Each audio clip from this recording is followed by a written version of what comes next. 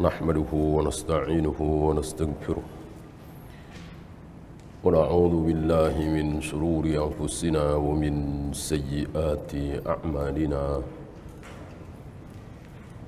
من يهده الله فلا مضل له ومن يضلل فلا هادي له أشهد أن لا إله إلا الله وحده لا شريك له وأشهد أن محمدًا عبده ورسوله وبعد.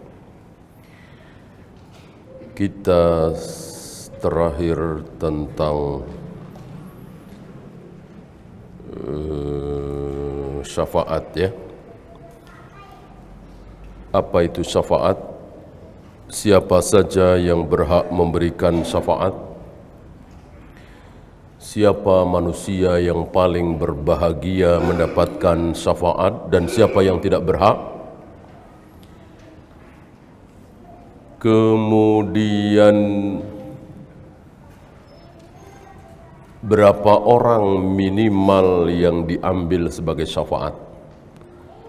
Karena kalau Rasulullah kan jutaan itu yang diselamatkan dari neraka dengan sebab syafaat Nabi itu jutaan. Selain Nabi ada ribuan, ada ratusan, ada puluhan, ada yang satu atau dua orang diselamatkan berkat syafaat. Syafaat siapa kemarin? Seorang muslim, seorang mukmin. Kita semua ini. Jadi sejelek-jelek seorang muslim, kita ini akan diberi kehormatan oleh Allah untuk memberikan syafaat. Walaupun satu orang atau dua orang. Mungkin teman kita, mungkin tetangga kita, mungkin adik kita, mungkin kakak kita. Tentu Allah yang berkuasa. Ya. Oleh karena itu sebagian ulama mengkritik apa yang diucapkan oleh Al-Imam Ibnu Jauzi ketika beliau berwasiat kepada jamaahnya untuk menyebut namanya, memberikan syafaat seandainya Anda semua para jamaah masuk surga dan tidak mendapati saya. Barangkali ini ijtihad beliau ya. Tapi para imam ini tidak perlu karena yang mengatur Allah. Yang mengatur Allah. Dan seandainya ini benar, tentu yang mengawali siapa? Tentu sahabat. Laukana khairan lasabaquna ilaihi. Tidak dinukil para sahabat itu saling berwasiat. Jika engkau masuk surga dan tidak menemui aku, maka tanyakan kepada Allah di mana aku berada. Agar Allah memberikan kesempatan kepada engkau untuk memberikan syafaat kepadaku, agar aku diangkat dari neraka. Tidak ada. Tidak dinukil adanya riwayat seperti itu. Kalau ada tentu sami'na wa ata'na. Ya, ini barangkali ijtihad beliau saja. Secara logika memang pemahamannya seperti itu, ya kan? Ketika seorang muslim masuk surga, lalu di dalam surga itu dia tidak menemukan si fulan. Si fulan padahal dulu akrab dengan dia, sholat bersama dia, jihad bersama dia, ngaji bareng dia dan seterusnya dalam ketaatan. Kok tidak ada di surga? Mestinya ada. Karena kan sama-sama beramal, sama-sama berbuat baik. Kenapa aku di surga, dia tidak? Lalu dia bertanya kepada Allah, Allah menjawab, dia di neraka, datangilah, selamatkanlah dan seterusnya dan seterusnya. Tentu ini Allah yang mengatur. Ya. Karena kan apa yang ada di pikiran kita kan semuanya dari Allah. Ya, semuanya dari Allah. Nggak usah direkayasa kalau kita selama ini selalu bersama dengan orang soleh, insya Allah. Nggak usah saling mewasiatkan, selama ini kita bersama dengan si fulan di masjid berjamaah, ngaji, apalagi ada kesempatan jihad yang benar ya, jihad yang dengan waliul amr, haji bareng, umroh bareng dan seterusnya, otomatis walaupun tidak saling memberikan wasiat. Ya. Yang terakhir kemarin tentang orang yang tidak berhak mendapatkan syafaat. Ini mafhum mukhalafah dari pertanyaan Abu Hurairah. Ya Rasulullah, man as'adun nasi bisyafa'atik. Ya Rasul, siapa manusia yang paling berbahagia, berhak mendapatkan syafaatmu? Dijawab oleh Nabi, man qala la ilaha illallah khalisan min qalbihi. Setelah Nabi mengomentari pertanyaan Abu Hurairah,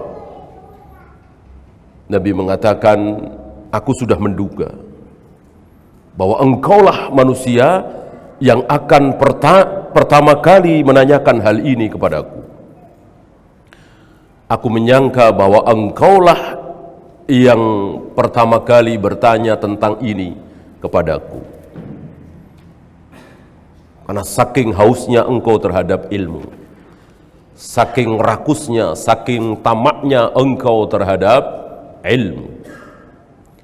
Dari sini kita tahu bahwa Rasulullah mengetahui keadaan para sahabatnya masing-masing. Ya. Adapun dalam medan perang, Rasul tidak pernah memberikan bendera kepada Abu Hurairah. Rasul berikan kepada Ali bin Abi Thalib, kepada anak remaja umur 17 tahun, Usamah bin Zaid. Ya, masing-masing punya kelebihan sendiri-sendiri.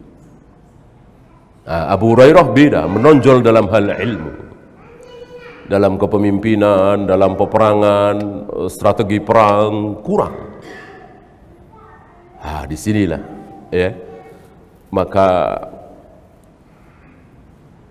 tidak selamanya orang yang berilmu itu harus tampil menjadi pemimpin. Kita lihat siapa yang lebih mulia, siapa yang lebih berilmu. Muawiyah apa Ibnu Mas'ud, Ibnu Abbas, dan siapa yang menjadi khalifah? Ya, Yazid apa Anas bin Malik? Kita tahu siapa yang lebih berilmu, tapi siapa yang jadi khalifah? Gitu ya. Yang penting muslim. Yang penting dia muslim. Muslim macam-macam. Ya, syarat mutlaknya adalah muslim. Tidak harus dia menguasai ilmu ini, tafsir, hadis begini, begitu. Karena dia akan memimpin negara ini bukan untuk berfatwa, bukan untuk menjadi qadhi. Ya kan?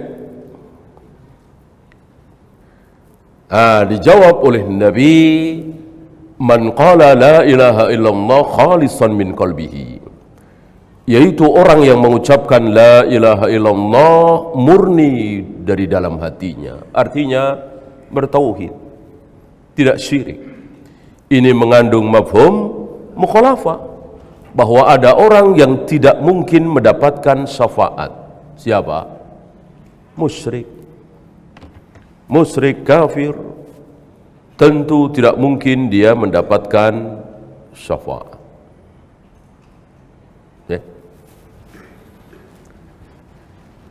Ya, kita lanjutkan 17. Wa azabul qabri haqqun, dan azab kubur itu hak. Hak di sini secara dalil, bukan secara kasat mata penglihatan kita.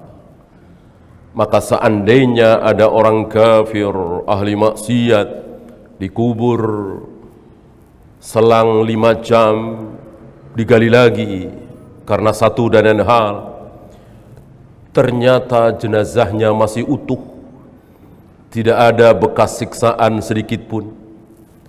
Apakah dengan demikian kita meragukan adanya azab kubur? Padahal ini jelas-jelas kafir. Adakah orang kafir yang tidak mendapatkan azab kubur? Adakah orang kafir non-muslim yang tidak mendapatkan azab kubur? Adakah? Tidak ada. Seluruh orang kafir pasti mendapatkan azab kubur. Karena orang kafir tidak akan bisa menjawab 3 pertanyaan itu. Jangankan kafir yang dulu sholat, dulu puasa, dulu ikut jihad bersama Nabi, nggak bisa menjawab. Kenapa? Karena sholatnya pura-pura, puasanya pura-pura, jihadnya pura-pura, baca syahadatnya pura-pura, yaitu orang-orang munafik, tidak bisa jawab. Padahal secara ilmu kan dia tahu. Waktu mereka masih hidup ditanya, man rabbuka, tentu jawabnya Allah. Wa man nabiyuka, tentu jawabnya Rasulullah. Wa ma dinuka, tentu jawabnya Islam. Mereka tahu. Kapan? Ketika masih hidup. Maka mereka sholat juga, jihad juga, jumatan juga, dan seterusnya. Tetapi ketika mereka berada di alam barzah, alam kubur, ditanya oleh Munkar Nakir tentang 3 pertanyaan itu, mereka tidak bisa menjawab. Mereka mengatakan, aku katakan sebagaimana orang-orang katakan. Di riwayat lain, dia hanya mengeluarkan suara ha, tidak bisa menjawab. Lalu dia dipukul di mana? Di antara 2 telinganya. Di antara 2 telinganya. Berarti di sini ya, ubun-ubun. Yang seandainya gunung Uhud dipukul dengan pukulan tersebut, maka hancur gunung Uhud. Kayak apa pukulan itu? Dan dia menjerit kesakitan luar biasa.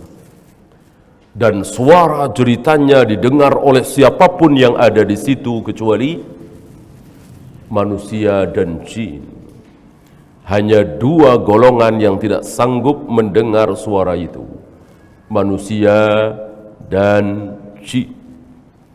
Maka semuanya selain 2 makhluk ini mendengar suara kesakitannya. Dan Nabi mengatakan, seandainya suara ini bukan siksaannya ditampakkan, suaranya aja. Seandainya suara jeritan orang yang ada sedang disiksa di kubur itu terdengar oleh manusia, maka manusia akan habis sebelum kiamat sudah habis. Gitu. Dari mulai diperdengarkan itu sampai mungkin 100 tahun, 150 tahun habis manusia. Nggak ada manusia lagi. Nggak ada yang melahirkan. Kenapa? Ya nggak ada yang hamil. Nggak ada yang hamil, tentu nggak ada yang melahirkan. Kenapa nggak ada yang hamil? Nggak ada yang nikah. Ya, nggak ada orang yang mau nikah.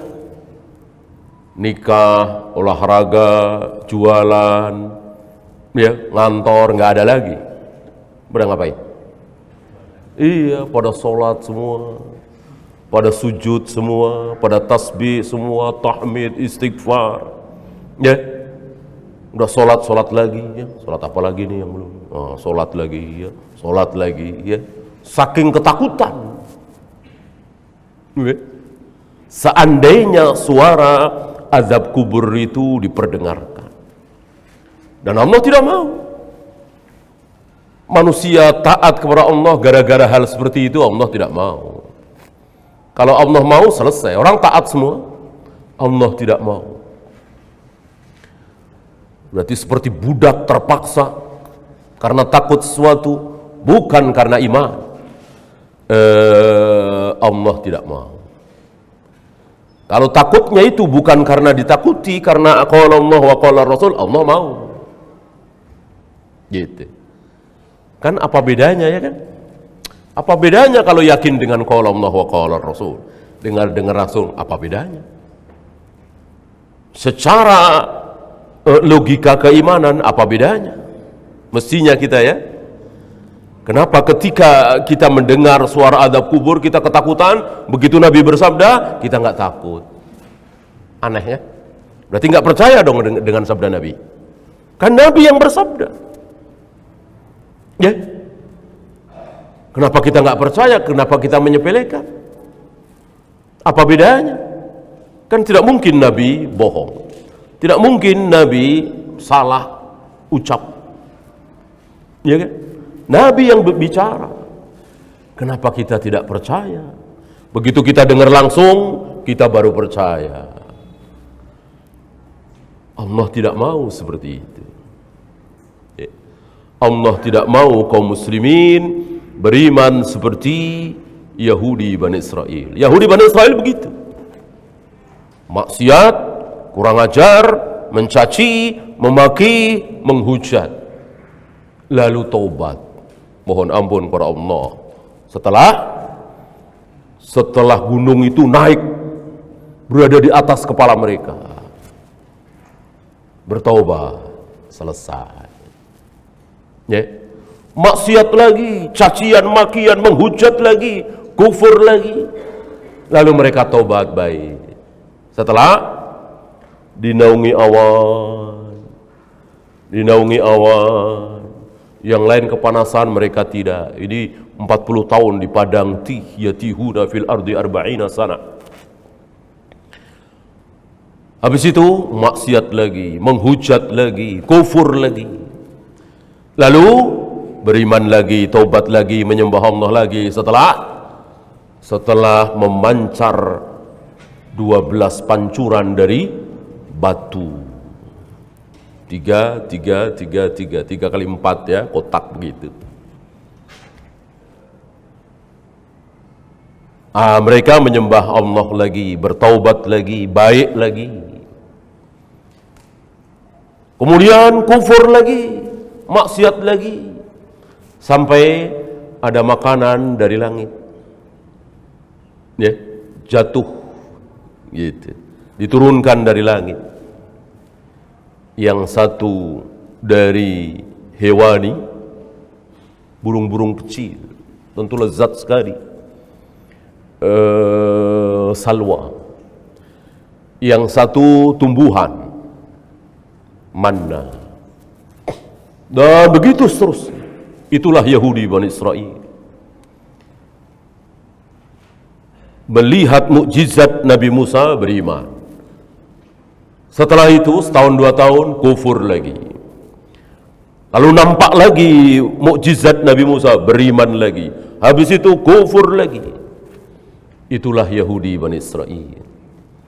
Maka dikutuk, dilaknat, dikatakan sebagai al-maghdubi alaihim, bangsa yang dimurkai, bangsa kera dan babi.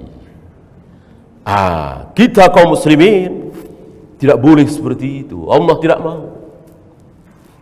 Maka siksa kubur yang setiap hari ada jeritan mereka, Allah sembunyikan. Allah tidak tampakkan. Kalau kita ingin tahu, baca Al-Quran, baca sabda Nabi, dan itu cukup. Tidak perlu lagi pembuktian. Kalau betul-betul beriman kepada Nabi sallallahu alaihi wasallam. Nah, kadang iman kita rapuh, tipis. Maka sabda Nabi masih dibuktikan lagi dengan kenyataan.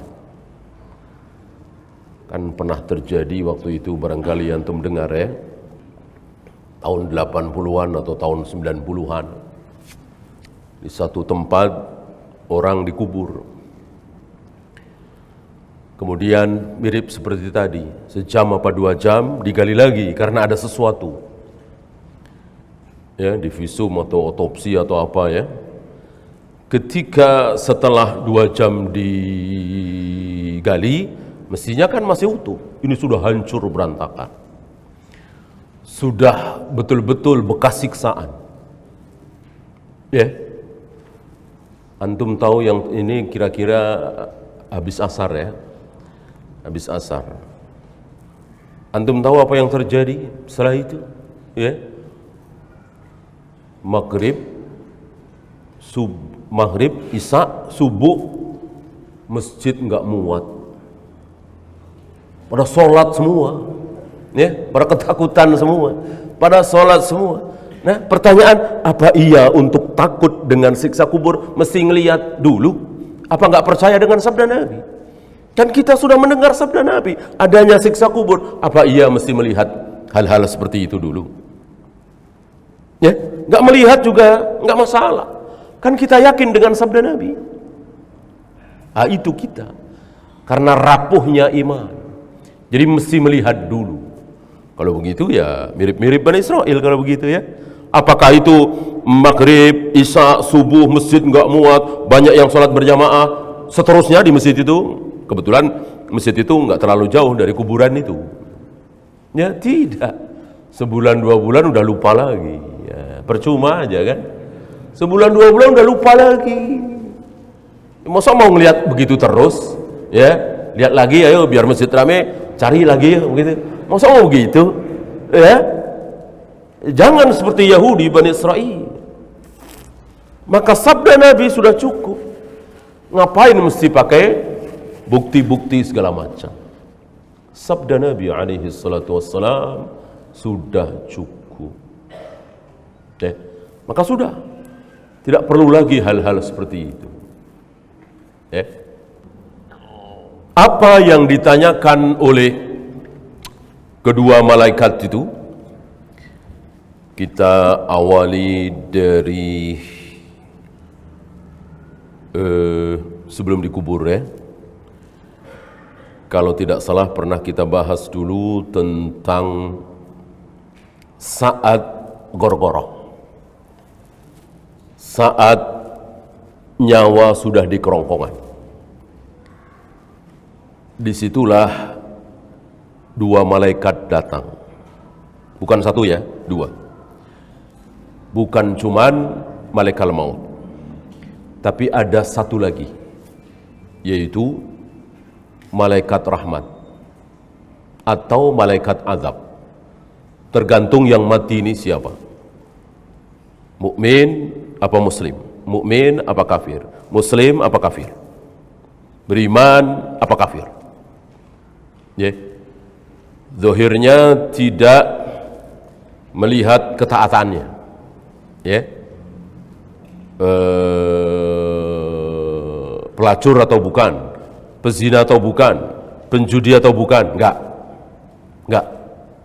Yang jauh lebih besar dari itu. Apa? Beriman apa kafir? Muslim apa non muslim? Gitu. Sama dengan 3 pertanyaan tadi. Ini luar biasa ya. Harga seorang muslim itu luar biasa. Harga seorang mukmin itu luar biasa. Walaupun berzina, minum khamr, berjudi, pelacur bahkan. Tapi dia mukmin, muslim, ada harganya. Dibedakan. Ya.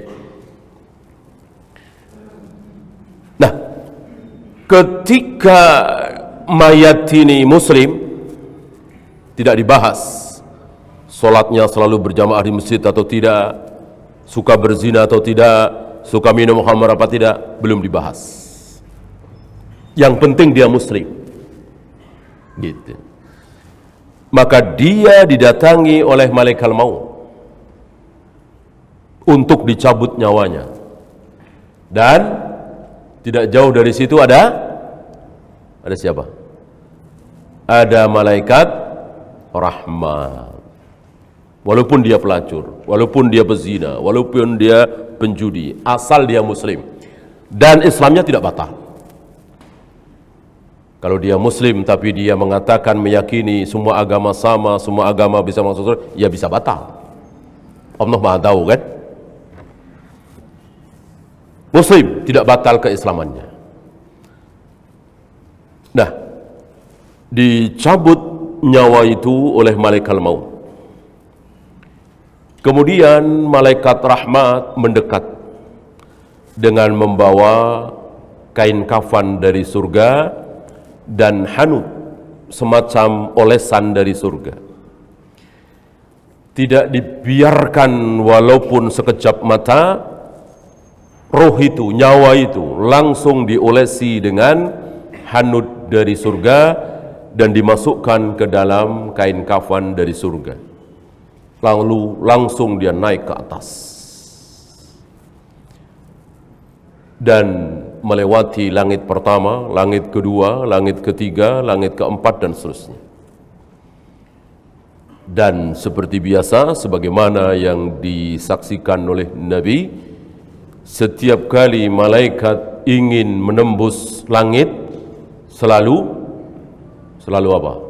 Selalu minta izin untuk dibukakan pintunya.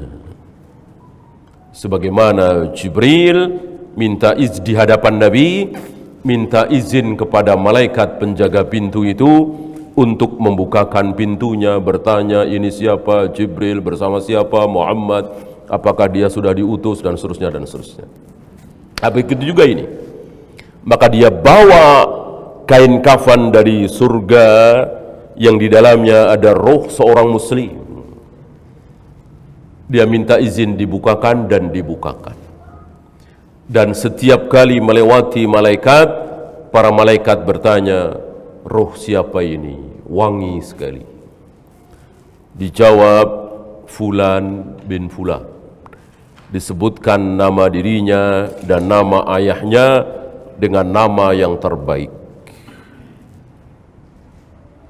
Terus langit kedua, terus langit ketiga dan seterusnya. Ini roh seorang muslim, mukmin.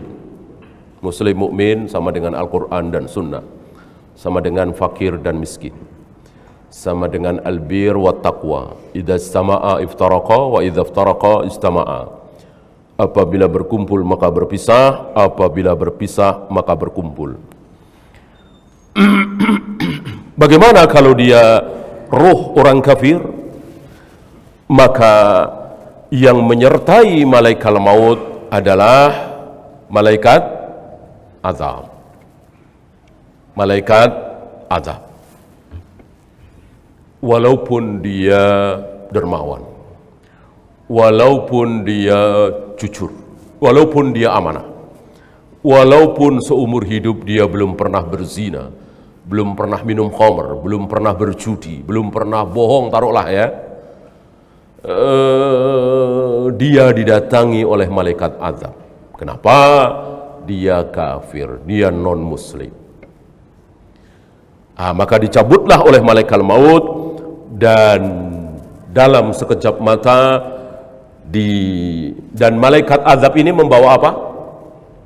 Sama dengan tadi, membawa kain kafan dari neraka, membawa hanut, membawa olesan dari neraka.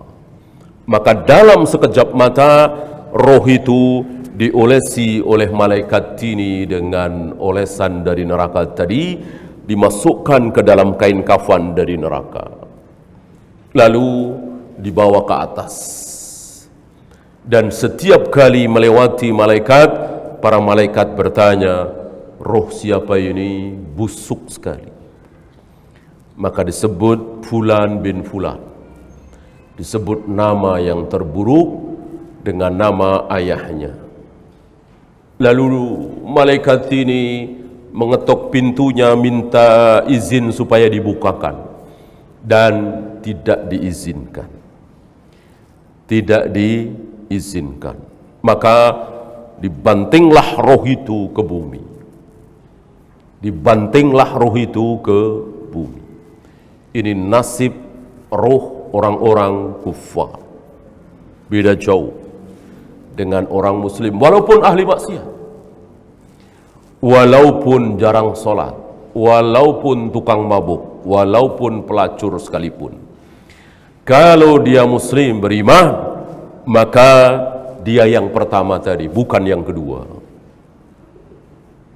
Maka luar biasa kezoliman, kesalahan orang-orang Khawarij itu, yang membedakan antara si muslim dengan si kafir. Bagi orang-orang Khawarij, muslim tidak ada bedanya dengan kafir. Lihat, Allah, malaikat, malaikat maut, malaikat rahmat, malaikat azab membedakan antara langit dengan bumi, antara timur dengan barat, antara si muslim dengan si kafir. Walaupun si muslim ini ahli maksiat, walaupun si kafir ini jujur, amanah, dermawan dan seterusnya. Nah, luar biasa perbedaan si muslim dengan si kafir. Allah mengumpamakan muslim dengan kafir itu seperti apa? Seperti orang hidup dengan orang mati. Ya. Sama dengan orang yang berilmu dengan yang tidak berilmu. Tentu orang muslim ini berilmu, tahu Allah satu-satunya yang berhak disembah. Walaupun dia pelacur, walaupun dia pezina, walaupun dia penjudi. Non-muslim tentu nggak tahu faidah sebesar itu. Maka dia menyembah yang lain selain Allah. Itu perbedaannya seperti orang hidup dengan orang mati. Nah, orang-orang Khawarij luar biasa kedolimannya. Karena bagi mereka kaum muslimin sama saja dengan orang kafir. Kalau berzina, kalau berjudi, kalau minum khamar, kalau nggak sholat udah jelas sekali. Kalau nggak puasa, kalau bohong, ya sama saja kafir. Maka kafir dibunuh, muslim yang kayak gitu juga boleh dibunuh. Maka tidak sungkan-sungkan mereka, tidak takut-takut mereka membunuh sesama muslim. Berangkat dari mana? Berangkat dari kesalahan akidah yang luar biasa, kebodohan yang luar biasa, dan hari ini sedang kita saksikan. Kebodohan mereka sedang kita tonton. Ya. 15 tahun yang lalu, 20 tahun yang lalu, barangkali baru teori. Kita bertanya-tanya ketika dijelaskan oleh Syekh Ali Hasan, oleh guru-guru kita, oleh ulama kita, Syekh Albani, Syekh bin Baz dan lain-lain, bahwa Khawarij itu begini. Kita dengar, oh ya, enggak ada buktinya. Enggak ada buktinya. Hari ini terbukti. Ucapan ulama-ulama kita tentang Khawarij terbukti hari ini. Luar biasa. Sedang kita saksikan, sedang kita tonton betapa bodohnya mereka. Ya, persis seperti Khawarij di zaman Ali bin Abi Thalib. Persis sekali. Tanda-tanda ketaatan ada pada diri mereka. Berjenggot, ya, cingkrang, jadi mirip kita nih ya, jidatnya hitam, ya, kemana-mana bawa Al-Quran, baca Al-Quran, persis seperti yang Nabi sabdakan, ya. Tetapi luar biasa akidah mereka ini, menyamakan si muslim dengan si kafir, boleh dibunuh, dan luar biasa bengis kejam. Luar biasa. Sedang kita saksikan kebenaran sabda Nabi alaihi salatu wassalam hari ini di negeri kita ini, tidak jauh dari kita ini. Shadaqa Rasulullah sallallahu alaihi wasallam. Maka cerdas Ali bin Abi Thalib, cerdas beliau. Diapakan? Habis, bantai semua. Ya, sayang Densus tidak secerdas Ali ya. Sayang, malah disuapin, ya, malah dibaikin, ya, gara-gara takut sama HAM, ya. Ini dia, cerdas seperti Ali bin Abi Thalib. Habis, kalau yang 11 orang ini nggak lari, habis berangkat. 11 orang ini lari, sembunyi, selebihnya habis. Di luar yang 2/3 ya, 2/3 kan taubat tuh, setelah iqamatul hujjah yang dilakukan oleh Ibnu Abbas. Sisanya 1/3 habis, kecuali yang 11 tadi. Cerdas Ali bin Abi Thalib. Maka ini, apakah kaum muslimin beruntung dengan adanya mereka? Rugi. Apa untungnya kita ketika gereja dibom, ya orang Amerika 1-2 dibunuh? Apa untungnya Islam? Gak ada keuntungannya. Rugi iya, gak ada untungnya kita. Kecuali jihad, perang. Dan perang dalam Islam itu laki-laki, gentle. Artinya ayo perang, begitu.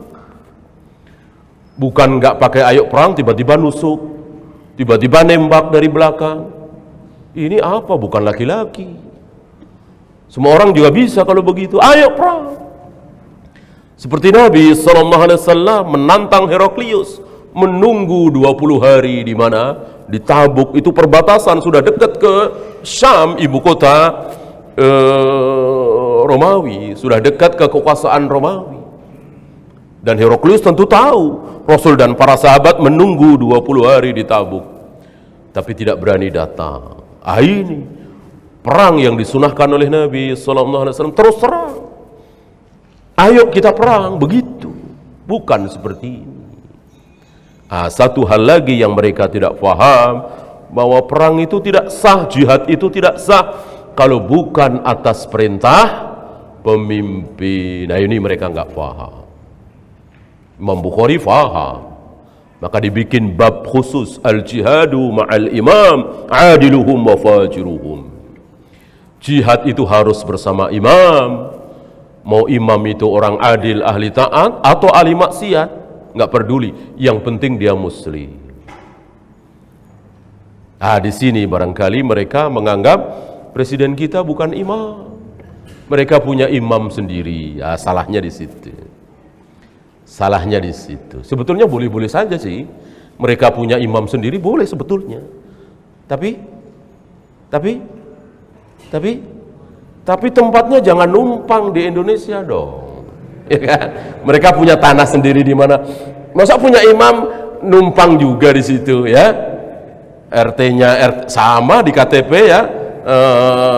RT Nean juga ya kan, RW-nya RW Romli juga sama di situ ya, alamatnya ya Parung Serap, Ciledug ya. Mestinya kan mereka punya negara sendiri, punya tempat sendiri. Ini masih numpang, apa enggak malu? Al-haya'u minal iman, boleh saja. Mereka punya imam, carilah. Puluhan seribu misalnya, itu pun masih DKI ya kan. Cari yang lain dah, mana? Sono Papua, sono Papua Nugini, yang memang belum dimiliki oleh kaum muslimin. Kalau berani coba, mana coba? Taruhlah negeri kufar kan nggak masalah, gitu ya. Berarti memang punya kekuatan, cari pulau atau apa yang dikuasai oleh negeri kufar, baru itu jihad melawan orang kufar. Ini numpang. Ya, plat nomor motornya, mobilnya, ya, pakai Indonesia juga, ya. Malu. Gitu. Lihat, ini salah satu dalil yang menampar mereka. Sekedar muslim beriman syahadat, walaupun jarang sholat, jarang puasa, ahli maksiat, tetap dibedakan di sini. Tetap yang datang adalah malaikat rahmat, bukan malaikat azab. Tetap itu. Malaikat tahu. Antum kira malaikat kena subhat? Ya, wah ini malaikat salah. Ini kan ahli maksiat. Kenapa malaikat rahmat yang datang? Malaikat tidak ada yang terkena subhat. Malaikat benar semua, karena semua melaksanakan apa yang Allah perintahkan. Yaf'aluna ma yu'marun. Hanya melakukan apa yang Allah perintahkan. Ya. Malaikat tentu lebih tahu dari kita semua, dari anak-anak muda Khawarij itu, bahwa ini pantasnya didatangi oleh malaikat rahmat, bukan malaikat azab. Kenapa? Karena dia muslim, syaratnya muslim. Termasuk menjawab pertanyaan itu. Termasuk yang bisa menjawab pertanyaan itu. Man rabbuka wa man nabiyuka wa ma dinuka. Siapa yang bisa menjawab pertanyaan ini? Ya, ahli ibadah yang belum pernah berzina, yang bukan pelacur, yang bukan koruptor? Tidak. Tidak. Walaupun dia pezina, walaupun dia pelacur, walaupun dia ahli berjudi, jarang sholat, tapi dia beriman, tapi dia muslim, Islamnya tidak batal. Sanggupkah dia menjawab pertanyaan 3 tadi? Jawabnya sanggup. Sanggup. Siapapun yang beriman, siapapun yang muslim, beriman kan macam-macam, muslim kan macam-macam. Ya, Hajjaj bin Yusuf muslim apa kafir? Muslim. Hajjaj bin Yusuf muslim. Walaupun membantai sekian ribu kaum muslimin, membunuh ulama dari kalangan tabi'in, Sa'id bin Jubair, menyalib cucu dari Abu Bakar, Abdullah bin Zubair, anak Zubair bin Awwam. Muslim dia? Muslim. Syaratnya muslim, dia bisa menjawab pertanyaan itu. Tapi bukan berarti ketika dia bisa menjawab 3 pertanyaan itu, lalu dia selamat dari siksa kubur. Betul? Belum tentu. Selamat dari pukulan antara 2 telinga, betul. Yang seandainya pukulan itu ditimpakan kepada gunung Uhud, maka gunung Uhud akan hancur, betul. Tapi ada siksaan yang lebih ringan dari itu. Pasti selamat? Belum tentu. Jangankan tidak sholat, dosa besar. Sekedar kencing tidak cebok. La yastanji min baulihi. Apa kata Nabi? Disiksa di kuburnya. Walaupun muslim. Ya. Kalau kafir tidak dibahas. Kafir sudah luar biasa dengan pukulan di antara 2 telinga tadi. Sudah luar biasa. Ini pukulan yang lebih ringan, siksaan yang jauh lebih ringan, dan tidak kekal. Tidak kekal. Mungkin setahun, mungkin 2 tahun, mungkin 5 tahun, mungkin sebulan, mungkin beberapa hari, mungkin beberapa jam. Hanya Allah yang tahu. Allah hentikan siksaan itu, kemudian Allah tidurkan. Allah genggam apanya? Rohnya di telapak tangannya. Sebagaimana sabda Nabi alaihi salatu wassalam, bahwa roh orang yang sedang tidur dan roh orang yang sudah mati sama. Sama apa? Sama apa?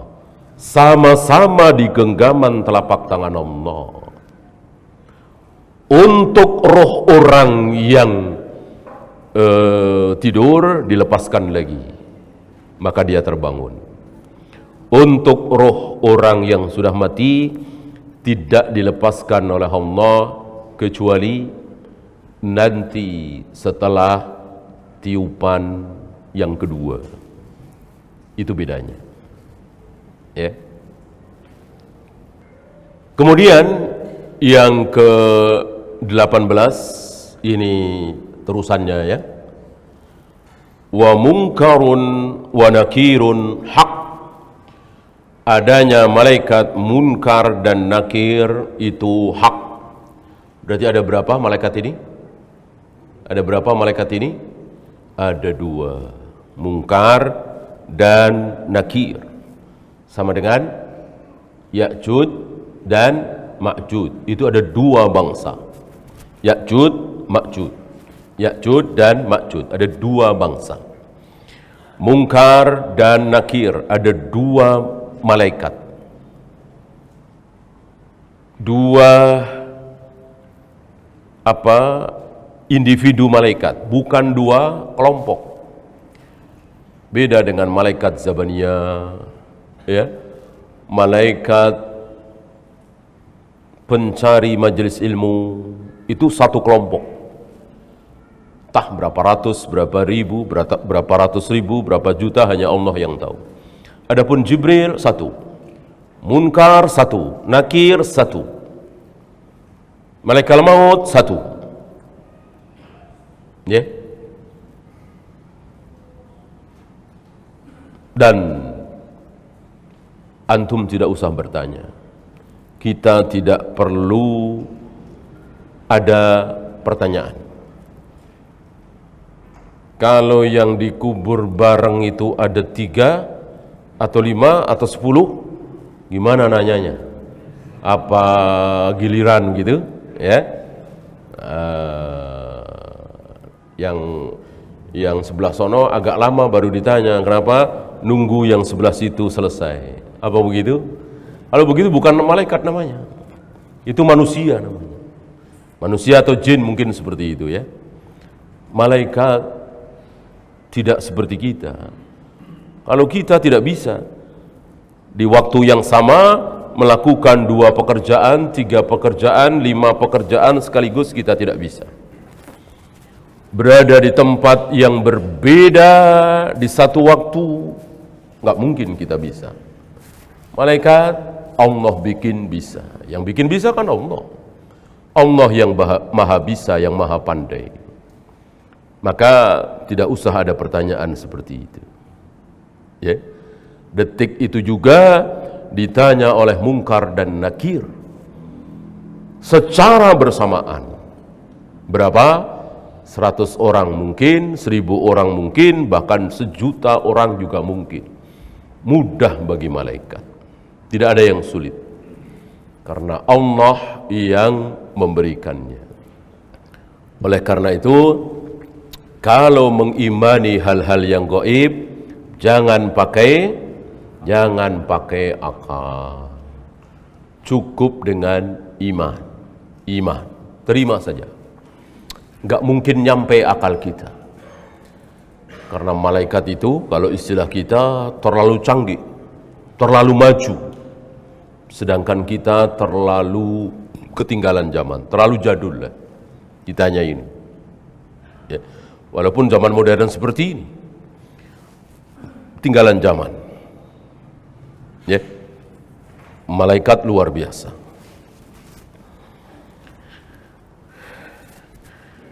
Kemudian sedikit tentang saat-saat setelah kematian itu. Sebelum dikubur, Allah tampakkan jasadnya. Maka ada riwayat bahwa roh itu teriak-teriak. Apa? Celaka. Hendak dibawa kemana jasadku? Berarti dia melihat dari atas. Ya, jasadnya itu sedang dibawa. Kan jasad kan nggak ada artinya kalau nggak ada ruhnya ya. Siapa ini? Kafir. Kafir, ahli maksiat. Adapun mukmin ahlu taat, maka dia mengatakan, cepatlah bawa jasadku.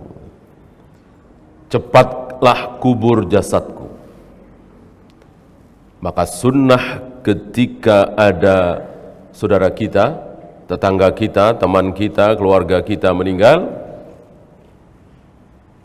berlambat-lambat apa cepat-cepat dikubur? Cepat-cepat dikubur. Dari mati sampai dikubur 5 jam, bagus. 4 jam, lebih bagus. 3 jam, lebih bagus. Makin cepat, makin bagus. Apa kata Nabi? Kalau dia orang baik, agar cepat-cepat mendapatkan balasan kebaikannya. Karena ketika belum dikubur, tidak ada bedanya di jasad itu kan, antara si muslim dengan si kafir. Bedanya nanti setelah dikubur. Kalau dia orang buruk, ahli maksiat, kafir, supaya kalian cepat-cepat lepas dari keburukannya. Nah, dari sini kita tahu bahwa jangankan yang masih hidup, yang sudah mati pun kita terkena keburukannya dari orang-orang buruk, orang-orang kafir. Disinilah kita harus makin waspada bahwa yang dekat dengan kita, yang akrab dengan kita, yang selalu bertemu dengan kita, hendaklah orang-orang saleh, orang-orang baik. Dan itu nikmat bagi kita. Kan banyak dalil seperti tadi ya. Keuntungan-keuntungan kita yang selalu bersama dengan orang-orang saleh, ahli taat, ahli sunnah. Ini nikmat besar. Ya. Maka walaupun sudah mati sekalipun, suruh cepat-cepat dikubur. Agar kalian tidak terlalu lama menanggung keburukannya. Ya. Nah, setelah dikubur dan disunahkan kita segera membawanya dengan segera mengantarkannya, ada dua pendapat ya, di belakang atau di depan. Saya kira dua-duanya ada riwayat ya. Apakah pengantar mayat itu di depan mayat atau di belakang mayat? Dan ini mempunyai keutamaan besar. Mengantarkan mayat ke kubur. Dan jangan berzikir, apalagi dengan suara keras. Ya, jangan membaca zikir-zikir, membaca Al-Quran, jangan. Apalagi ngobrol, kecuali terpaksa. Ya. Apa yang terbaik? Diam. Jadi ketika mengantar jenazah ke kubur itu diam semuanya. Jangan ada suara. Inilah waktu untuk kita bertafakur, bertadabbur. Sekarang dia yang digotong. Besok, lusa, minggu depan, bulan depan, bahkan mungkin besok pagi, tidak mustahil. Aku yang akan digotong. Dan itu pasti. Tidak mungkin tidak kan? Satu saat, siap atau tidak siap, kita pasti akan seperti dia. Digotong, dibawa, dimasukkan ke lubang sempit 2 kali 1 meter. Dan tidak ada yang menemani kita kecuali amal kita. Maka jangan baca ini, baca itu. Yang terbaik adalah tafakkur, tadabbur. Agar di antara kita yang selama ini masih bolong-bolong solat berjamaahnya, ini kesempatan untuk memperbaiki diri. Di antara kita selama ini yang masih jarang bangun malam, ini kesempatan untuk menyadarkan diri kita. Di antara kita yang masih bakhil, jarang bersedekah, padahal kiri kanan kita banyak orang fakir. Bahkan barangkali ada di antara kita yang masih minum khamr, merokok, dengerin musik. Ya, ada yang masih taqrabuz zina. Ini saatnya untuk bertaubat, untuk berhenti. Dinasihati oleh sesuatu yang tidak ada suaranya. Apa? Kematian. Karena nasihat itu ada 2. Nasihat yang ada suaranya dan nasihat yang tidak ada suaranya. Apa nasihat yang tidak ada suaranya? Salah satunya kematian.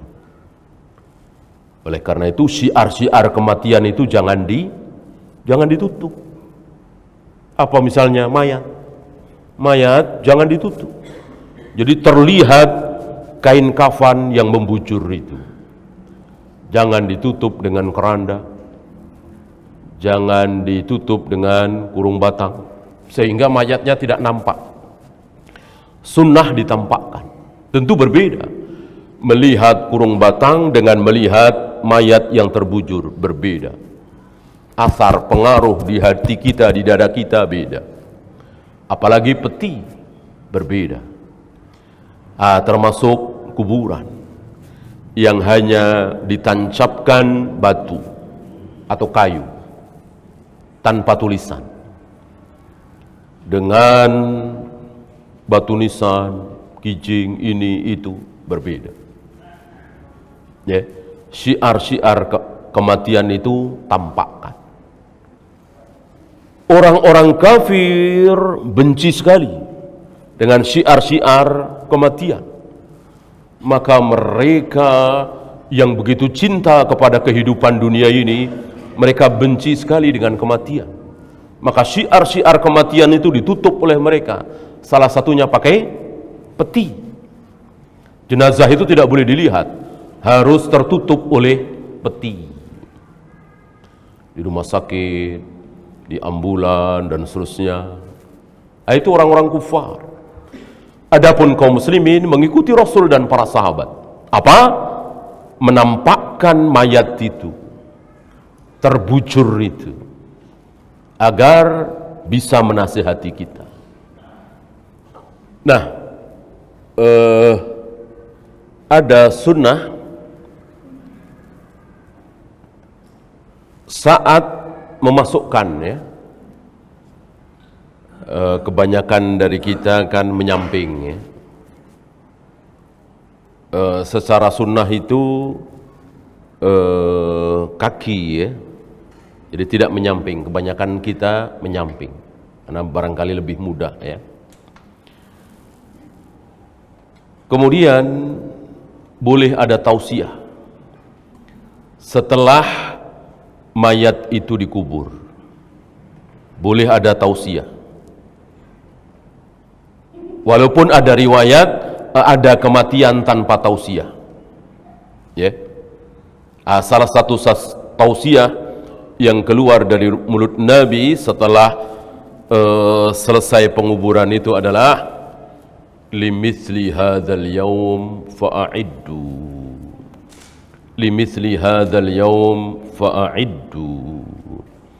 Untuk hari seperti inilah hendaklah kalian bersiap-siap.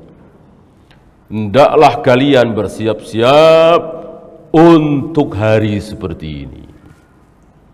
Maka setiap hari kita bersiap-siap untuk menuju hari seperti itu. Karena itu pasti tidak mungkin gagal.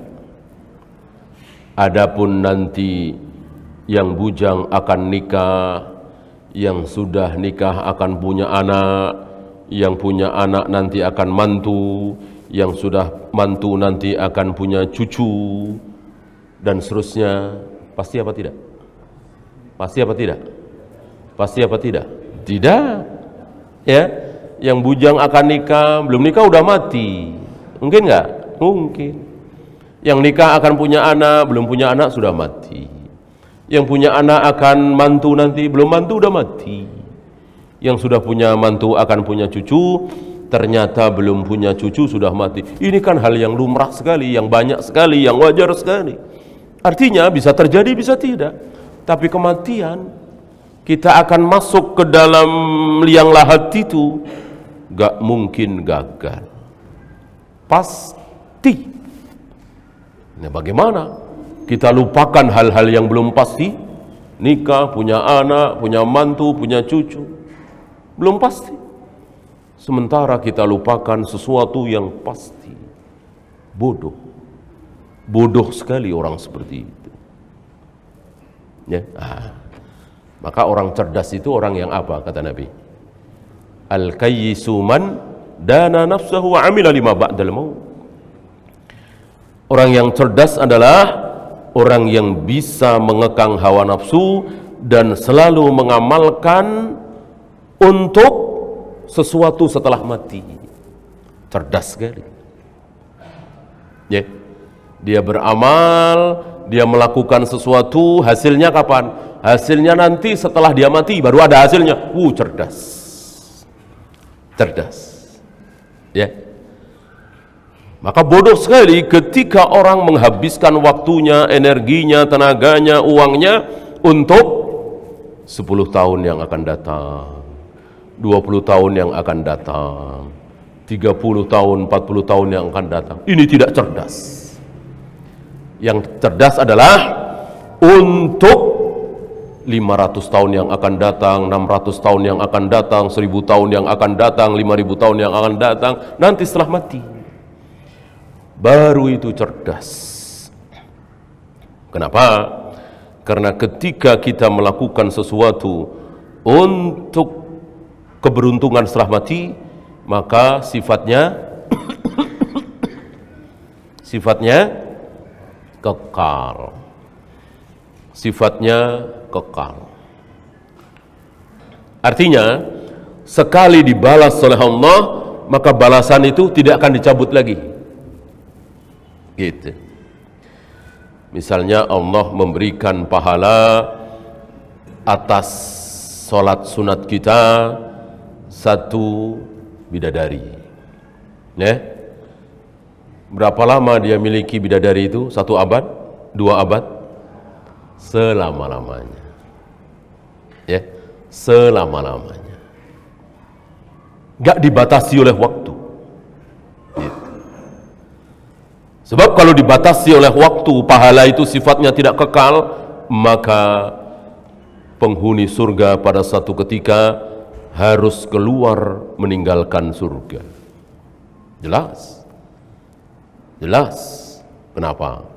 Karena tidak kekal katanya. Iya kan? Kan sudah dibalas semua. Sudah luar biasa. Hidup di dunia cuma 40 tahun, 50 tahun, dia taruhlah dia beribadah itu selama 30 tahun, ini sudah dibalas oleh Allah kenikmatan surga berapa? 50 abad. Ya, habis itu ya udahlah. Oh, pergi saya kemana, ya kan? Nah, atau matilah ya. Enggak, kekal semuanya, kekal. Kekal. Allah tidak bakhil, Allah tidak pelit, semuanya kekal. Apa enggak cerdas itu? Cerdas sekali. Ketika orang melakukan sesuatu untuk kebahagiaan selama-lamanya, cerdas secerdas-cerdasnya. Maka manusia cerdas adalah para nabi, para rasul, para sahabat, para tabi'in, para ulama. Cerdas, karena mereka selalu berpikir untuk nanti setelah mati, untuk nanti setelah mati. Orang yang sholat, orang yang puasa, orang yang haji, orang yang umrah, orang yang sholat malam, cerdas luar biasa. Kenapa? Karena manfaatnya bukan di dunia ini, nanti setelah mati. Justru orang-orang kafirilah itu yang bodoh. Mereka beramal, mereka sekolah, mereka jadi dokter, mereka jadi insinyur, tujuannya untuk kebahagiaan 30 tahun yang akan datang, 40 tahun yang akan datang, 50 tahun yang akan datang. Bodoh. Ya. Apalagi cuma 2019. Nah, ini untuk 2019 ya, kita siap-siap ya dari sekarang. Ini bodoh. Ngapain berpikir cuma 2019? Ya, berpikir tentang akhirat. Berpikir tentang kenikmatan, nikmat kubur, nikmat akhirat. Baru itu cerdas. Ya. Ya, itu saja. Ada pertanyaan, silakan.